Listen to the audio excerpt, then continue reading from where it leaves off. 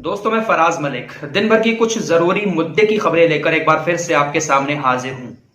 मुद्दे की खबरों पर आजकल चर्चा कम हो रही है क्योंकि आजकल लोग सोशल मीडिया पर, खासकर यूट्यूब पर गोदी मीडिया के पीछे ज्यादा पड़े हुए हैं और अंधभक्तों को एक्सपोज करने में लगे हैं, गोदी मीडिया को एक्सपोज करने में लगे हैं। अच्छी बात है, मीडिया को और अंधभक्तों को एक्सपोज करते रहना चाहिए, लेकिन इसके साथ साथ मुद्दे की बातें भी होना चाहिए।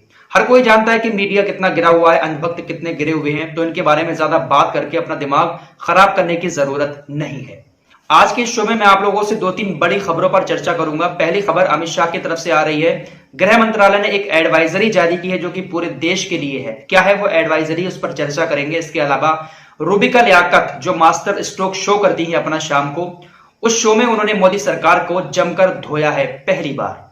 क्या है पूरा मामला आपके सामने रखेंगे, लेकिन शुरुआत करते हैं उस शर्मनाक खबर से। वो शर्मनाक खबर जो महेंद्र सिंह धोनी की बेटी के लिए है। इंडियन क्रिकेट टीम के पूर्व कप्तान महेंद्र सिंह धोनी की 5 साल की बेटी, उसको धमकी मिली है। पता है क्या की? बलात्कार की। महेंद्र सिंह धोनी की 5 साल की बेटी को बलात्कार की धमकी मिली है सोशल मीडिया पर। हमारा समाज इतना ज्यादा गंदा हो चुका है, हमारे समाज के लोगों की मानसिकता इतनी गंदी हो चुकी है, इसका जिम्मेदार आखिर है कौन? एक रिपोर्ट के मुताबिक देश में रोजाना औसतन 87 लड़कियों के रेप होते हैं। भारत के अंदर 87 लड़कियों का बलात्कार होता है, लेकिन इस पर कोई कानून क्यों नहीं बन रहा है? हमारे देश के बड़े बड़े नेता आते हैं, कोई बिल पास करना होता है, कोई कानून पास करना होता है, टीवी पर आकर भाषण देते हैं और बिल को पास कर देते हैं, कानून बना देते हैं। लेकिन जिस कानून की सबसे ज्यादा जरूरत है, उस कानून पर कोई भी चर्चा नहीं करना चाहता। हमारे देश में जब तक कोई सख्त कानून नहीं बनेगा बलात्कार का, तब तक ऐसी घटनाएं रोजाना सामने आती रहेंगी। महेंद्र सिंह धोनी की 5 साल की नन्ही मुन्नी बेटी जीवा को बलात्कार की धमकी फेसबुक पर दी है एक लड़के ने। वो क्यों दी? क्योंकि चेन्नई सुपर किंग्स इस वक्त आईपीएल खेल रही है और आईपीएल में उसका प्रदर्शन कुछ खास नहीं है। अभी 2 दिन पहले एक मैच हुआ था केकेआर के साथ, जिसमें चेन्नई सुपर किंग्स हार गई थी। उस हार के बाद फेसबुक पर एक लड़के ने इतनी गंदी संदी बातें कही हैं जो आपके सामने हैं। मैं बता भी नहीं सकता क्या बातें कही हैं वो। तो देख सकते हैं कितने ज्यादा हौसले बुलंद हैं इन लोगों के, जो एक सेलिब्रिटी की बेटी को नहीं छोड़ते, फिर आम इंसानों की बहन बेटियों को कैसे छोड़ सकते हैं? देश का सबसे बड़ा मुद्दा यही है कि हमारे देश में कोई ऐसा कानून बनना चाहिए कि हमारी बहन बेटियां खुलकर जी सकें। हमारे यहाँ पर आए दिन रोजाना लड़कियों के साथ गलत काम हो रहे हैं। बड़े शर्म की बात है कि बलात्कारी पहली चीज तो पकड़े नहीं जाते, और अगर वो पकड़ जाते हैं तो उनको सजा नहीं मिलती। और उससे ज्यादा शर्म की बात यह है कि जो आरोपी होते हैं, बलात्कारी होते हैं, उनके समर्थन में नेता लोग भी आ जाते हैं और आम जनता भी उन बलात्कारियों का समर्थन करते हुए नजर आती है। जिसके बाद क्या होता है, कुछ दिन वो बलात्कारी जेल के अंदर जाते हैं, बाहर आकर फिर से आवारा घूमने लगते हैं। इसीलिए हमारे देश के अंदर ये कांड हो रहे हैं। महेंद्र सिंह धोनी की 5 साल की बेटी को नहीं छोड़ा इन दरिंदों ने। इसी को लेकर अमित शाह जी ने आज एक एडवाइजरी जारी की है।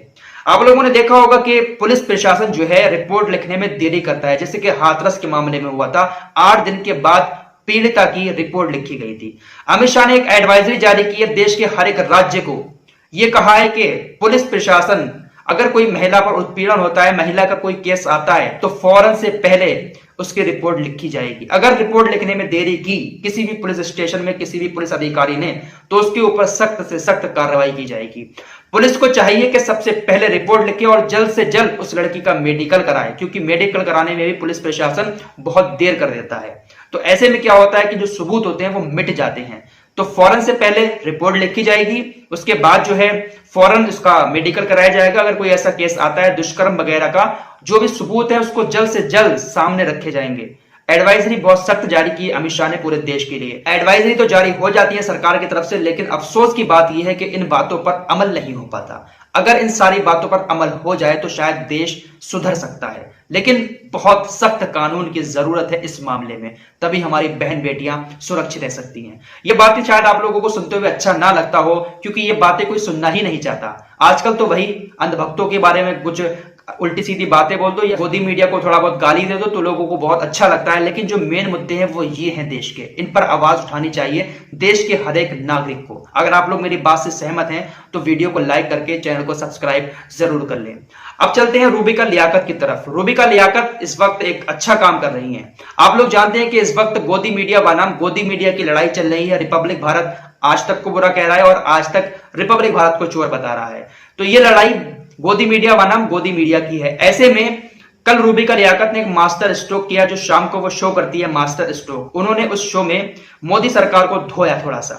उन्होंने कहा कि मोदी जी कहते हैं कि अपना इम्यूनिटी सिस्टम मजबूत करो, तो अंदर से इंसान तभी तो मजबूत होगा जब वो प्रोटीन खाएगा, विटामिन उसके अंदर जाएंगे। लेकिन आजकल दाल का रेट जो है वो बहुत ज्यादा हाई हो चुका है। उन्होंने किसानों का समर्थन करते हुए आवाज उठाई गरीबी को लेकर। जरा आप ये क्लिप देख लें। सरकार हर रोज अपनी इम्यूनिटी मजबूत करने के लिए कह रही है, लेकिन देश का आम आदमी दाल ही नहीं खा पाएगा तो बताइए उसे प्रोटीन कहां से मिलेगा। अरहर की दाल, जो दाल 80 से 90 रुपए होलसेल में मिल रही थी, वो आज 120 से 130 प्रति किलो बिक रही। मौजूदा सरकार जब बनी थी, याद कीजिए, महंगाई उस वक्त एक बहुत बड़ा मुद्दा था। तो क्या वाकई महंगाई कम हुई है? और इसीलिए आज मास्टर स्ट्रोक की कवर स्टोरी में हम ये सवाल उठाएंगे कि महंगाई के सामने किसी की दाल क्यों नहीं गलती। तो रूबिका लियाकत की बातों को थोड़ा सा कोट करते हुए मैं अपनी बात रखना चाहता हूं। जब आप किसी गरीब आदमी से पूछते हैं कि भाई कैसा चल रहा है, तो गरीब आदमी सामने से कहता है कि बस दाल रोटी चल रही है। लेकिन जब दाल के रेट इतने ज्यादा बढ़ जाएंगे तो गरीब की थाली में दाल कैसे आ पाएगी। दोस्तों, अरहर की दाल जो 90 रुपए किलो बिक रही थी, आज वो दाल 130 रुपए किलो बिक रही है। महंगाई का आलम यह है कि आलू 40 रुपए किलो है, प्याज 40 रुपए से ऊपर निकल चुका है। ये बातें शायद आप लोगों को सुनने में अजीब सी लगती होंगी, लेकिन इन बातों पर चर्चा करना जरूरी है। दोस्तों, ये महंगाई क्यों है? अभी तो ये एक नमूना है, आने वाले वक्त में देखिए कितनी ज्यादा महंगाई बढ़ती है। ये महंगाई क्यों बढ़ रही है? यहां पर आप लोगों को मैं थोड़ा सा मोदी सरकार के उस बिल के बारे में बताना चाहता हूं जो उन्होंने किसानों के लिए पारित किया था, जिसको वो किसानों के हित में बता रहे थे।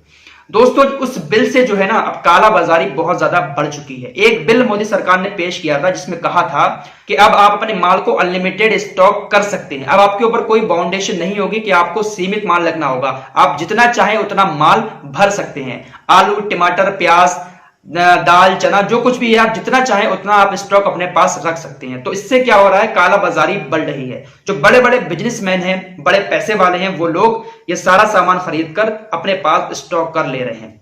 जब स्टॉक हो रहा है, स्टॉक निकाल नहीं रहे हैं, बाजार में उस चीज की कमी हो रही है, तो चीजें जो है महंगी हो रही हैं। तो इसी काला बाजारी के चलते हुए दाल, आलू, प्याज, ये सारी चीजें महंगी हो रही हैं। इसी पर रूबिका लियाकत ने एक मास्टर स्ट्रोक किया था जिसमें मोदी सरकार को अच्छी तरीके से धो डाला, जिसके बाद सोशल मीडिया पर उनकी जमकर लोग तारीफ कर रहे हैं। पहली बार दिखा कि वाकई में रूबिका लियाकत ऐसी पत्रकारिता भी कर सकती हैं। तो अगर वो लोग ऐसी पत्रकारिता करें तो उनको सराहना भी मिलेगी। सरकार से सवाल पूछना ये मीडिया की जिम्मेदारी है, लेकिन इस वक्त मीडिया विपक्ष से सवाल पूछता है, सरकार से सवाल नहीं पूछता है। तो आज के लिए बस इतना ही। सारे मुद्दे आप लोगों को कैसे लगे?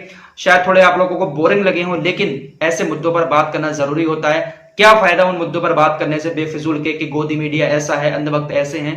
ये तो सभी को पता है कि अंधभक्त भी गिरा हुआ है और गोदी